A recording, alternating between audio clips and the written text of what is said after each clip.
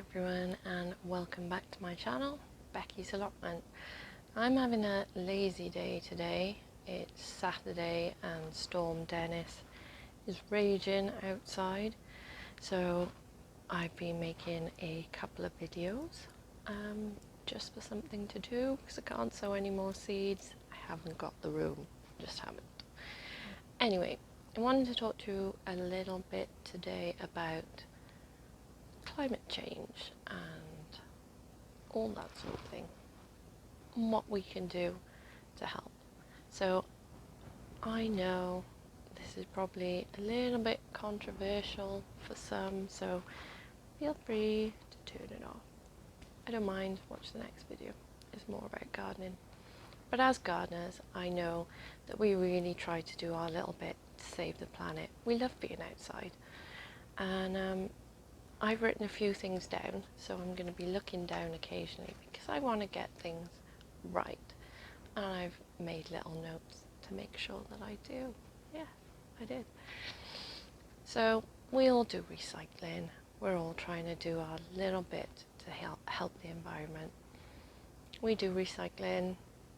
We use the bus, train, some of us even cycle to work.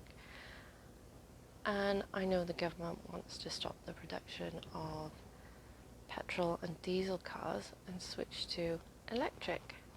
I'm not sure I could afford one of them at the moment. Have you seen the price? Have you? Wow. Anyway, so yeah, we're all trying to do our little bit, but there's something that we could be doing that is a little bit better. And not everyone will agree with this, but I do think that we need to talk about it, and I expect some comments to be maybe not so helpful. I don't know. We'll see what happens. But looking at all the studies about what we could be doing to help the environment, one of the most efficient ways to help the planet, which has been proven, is to eat less meat. Now I know what you're thinking, bacon. But how much do you really need? Do you need to eat a lot of meat per week? Now let's have a look at some of the information that's out there. So apparently livestock, that's animals on land only. I'm not looking at the fishing industry, which has its own terrible side effects. But anyway, let's look at livestock, and that's responsible for 18% of all man-made greenhouse gas emissions, which is more than, and I found this quite shocking, all non-livestock related transportation. So that's not including all the lorries taking back and forth the animals. So all non-livestock related transportation, which includes all cars, planes and ships. Now there is a lot of cars in the world, but there is a hell of a lot more animals which we just breed for eating. So could you give up meat full stop, or could you reduce it? Now, looking at a UN report where the scientists are warning that we only have 12 years left to limit global warming to 1.5 degrees Celsius, and they're trying to keep it under 2 by 2050, because if we don't, it's going to result in even more extreme weather, which will include more droughts, floods and severe heat waves. We're looking at Australia last year, was it this year? It was crazy hot there. We're getting, even in the UK, even worse weather than we're used to. Yes, if you look back far enough, there are the occasional weird weather fronts that have happened, but these seem to be coming more and more.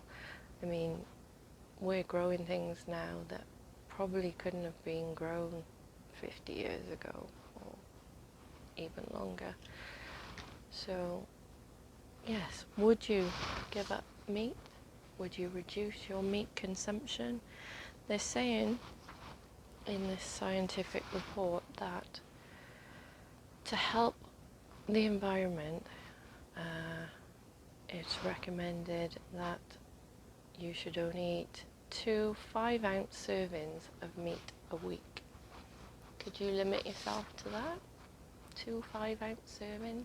Could you give it up completely? I don't know. What do you think? Could you help the environment that way? Would you be really willing to reduce? Do you think that you would make a difference?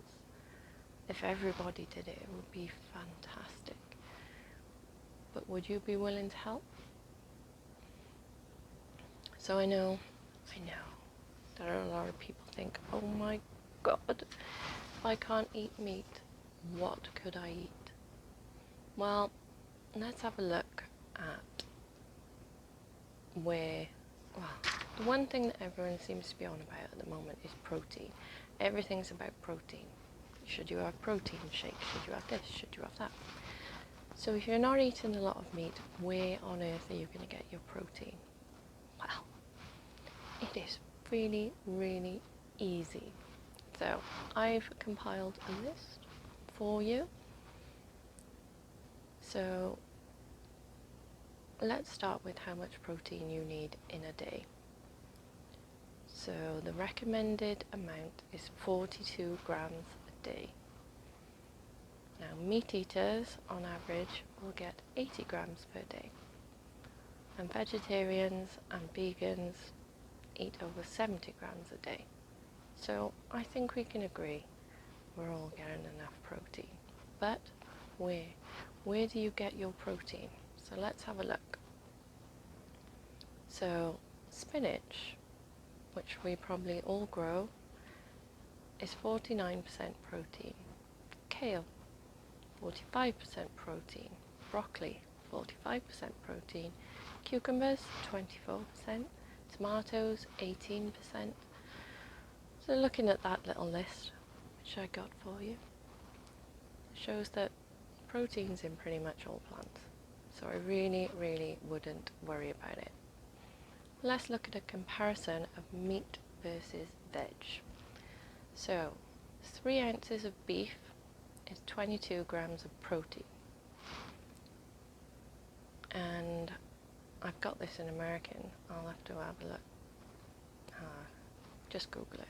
So 1.5 or 1.5 cups of black beans is 22.5 grams of protein.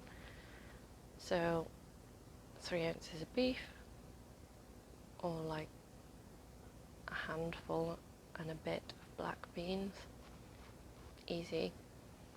3 ounces of turkey is 26 grams of protein, and 3/4 of a cup, so a little less than a handful, my hands maybe, pumpkin seeds, that's 30 grams of protein. Easy to get protein. Chicken, so 1 chicken breast, about 3 ounces, 26 grams of protein.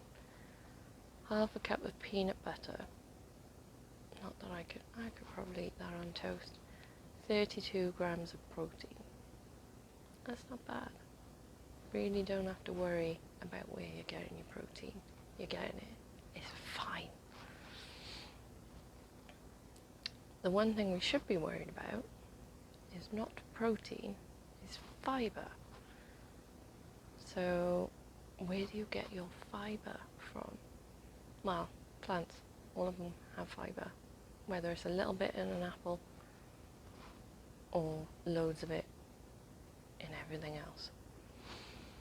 So plant proteins come with fibre, antioxidants and phytonutrients. And animal protein doesn't contain any of them. So even if you're eating your, 5 ounce serving, 2 5-ounce servings of meat a week, you should be including lots of fruit and veg with your 2 servings. So maybe you can cut down gradually. Maybe we can all help the planet that way. I myself am plant-based. The easiest way to explain it to people is to say I'm vegan. I'm not completely vegan. As you've seen in my channel, I do eliminate pests in my garden.